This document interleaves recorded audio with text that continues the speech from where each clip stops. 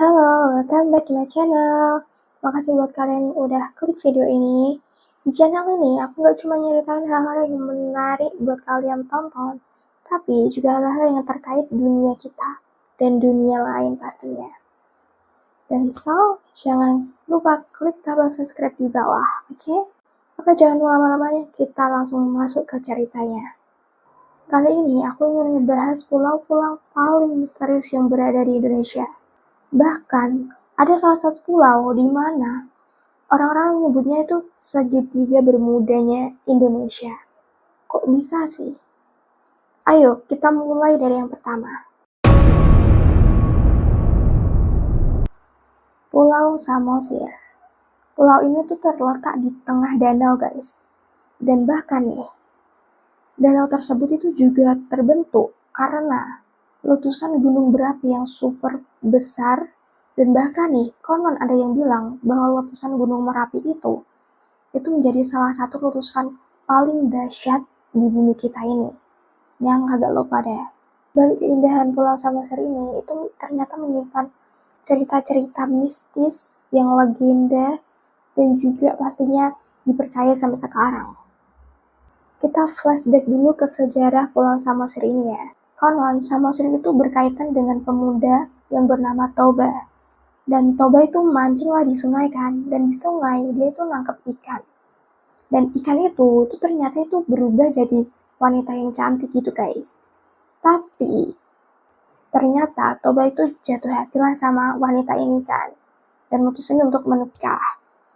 Saat menikah itu ada syarat, dimana Toba itu dilarang banget untuk nyebarin luas identitas si cewek ini guys. Tapi nih, suatu ketika si Toba itu lagi marah besar meluap-luap gitu, dan akhirnya melanggar janji yang dibuat dia gitu. Dan si anak sama si istrinya si Toba ini, itu tuh menghilang. Gak tahu entah di mana, dan saat itu hujan turun deras banget, sampailah ketika hujan yang deras itu menyisakan daratan kecil, dan membentuk sungai melingkar gitu di daratan kecil itu. Dan disebutlah Danau Toba. Dan daratan yang berada di sekitar danau itu disebut Pulau Samosir yang kita bahas ini. Meski cerita ini cuma legenda aja guys, tapi cerita ini turun-temurun dari masyarakat Batak dan menjadi bagian identitas masyarakat Batak. Gak berhenti sampai sana aja ceritanya guys. Ternyata banyak yang meyakini bahwa pulau itu dijaga oleh roh-roh leluhur masyarakat Batak, dan dimana terutama itu berada di kayak makam raja-raja yang tersebar luas di desa itu. Salah satu cerita nih yang paling banyak tersebar di sana itu, terutama di pemakaman tua itu terdengar kayak suara alunan musik khas Batak yang namanya itu gondang Batak yang terdengar samar-samar pas malam-malam nih guys. Dan pastinya nggak cuma satu dua, tapi banyak nih yang mengaku kayak gitu, terutama masyarakat di sana. Dan mereka dengar suara itu kan, dan langsung mencoba untuk cari sumber suara. Dan pas tiba di pemakaman kuno itu nggak ada siapa-siapa, bahkan nggak ada orang, dan bahkan alat musik pun nggak ada. Tapi lebih anehnya nih, bahkan sampai mereka di sana itu lihat gak ada siapa-siapa, itu masih terdengar guys kayak alunan musik gitu, seolah kayak di sekeliling mereka itu kayak ada pesta adat gitu, tapi mereka nggak bisa lihat, kayak cuman denger aja gitu. Dan ada juga nih yang mengaku kalau mereka mendekat nih ke sumber suara, mereka itu kayak ngerasa kehilangan arah gitu, nggak tahu mau kemana, nggak tahu, kayak bingung gitu loh guys, gimana ya, kok bisa. Dan mereka bilang, mereka baru sadar atau baru kayak ngeh nih, waktu azan subuh itu tiba. Dan ada juga orang yang melihat kayak penampakan sesosok kayak bayangan atau apa gitu, itu memakai baju khas Batak. Dan bayangan itu atau sosok itu sering banget muncul di dekat pohon-pohon besar di situ. Dan sosok itu cuman berdiri diam, gak bergerak sama sekali, dan gak bicara sama sekali.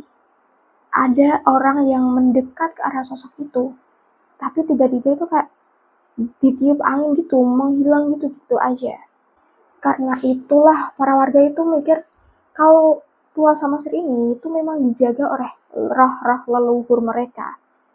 Dan di mana karena aura dari Pulau Samosir itu beda banget katanya. Bahkan nih di sana, terutama untuk para nelayan nih, itu ada pantangannya.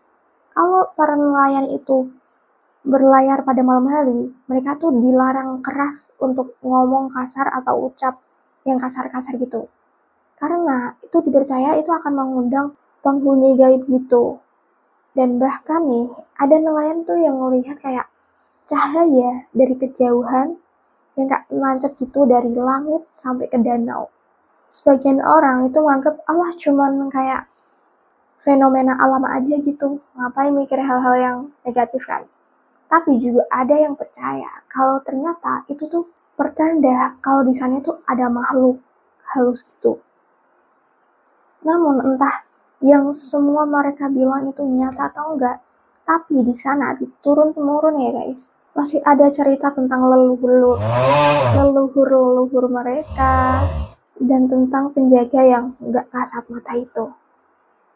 Kalau kalian tuh percaya gak sih? Atau ini cuma fenomena alam? Atau mungkin cuma sesuatu yang gak bisa kita jelasin di sini? Makasih buat kalian yang udah nonton video ini sampai akhir. Dan di sini itu part 1 guys. Kita ada 3 part ya.